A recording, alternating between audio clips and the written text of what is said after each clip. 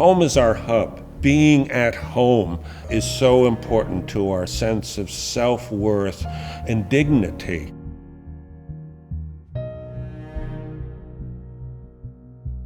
Each year, communities around our state do what's called a point-in-time count of the homeless population.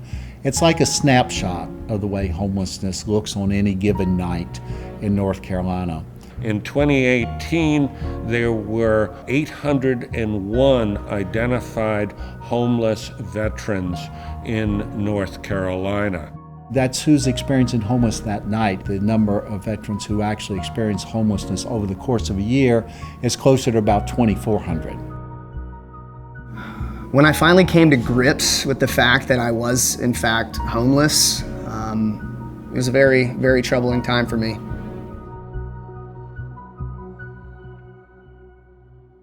I joined the Army in February 2001 as an airborne infantryman. During my 6 years of service, I deployed 3 times to Iraq and Afghanistan, was stationed in Korea for a year, and Germany for 3 years. I had a lot of expectations about what life would be after the military, and quite frankly, none of them were true.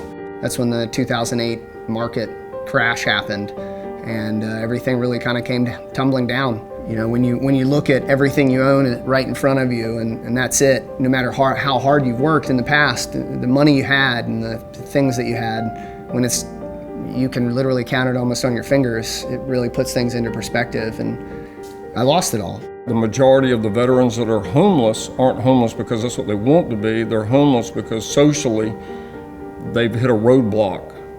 Once I heard the numbers, that inspired me to do my part, to do whatever I can. We were approached by Terry Olibaugh to provide research and design ideas for veteran homelessness. They asked if we could envision micro-housing villages, and these are collections of small, independent living units and how they might be built. We don't want to be pitied.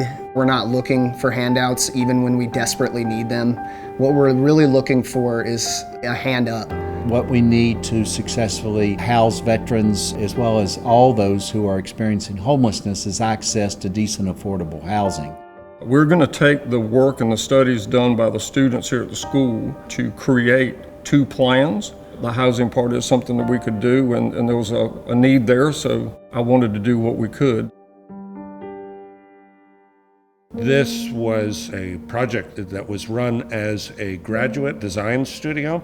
As a result, we ended up in the studio with some very talented students. They want to make this world a better place in ways that the built environment has very special roles to play. A microhome is a condensed version of a single-family home, but outside of that, all the remaining functions are there. It is going to provide permanent housing for veterans who have experienced homelessness. It's going to be designed in such a way that it's an asset both to how the community looks and feels, but how the community thinks about itself.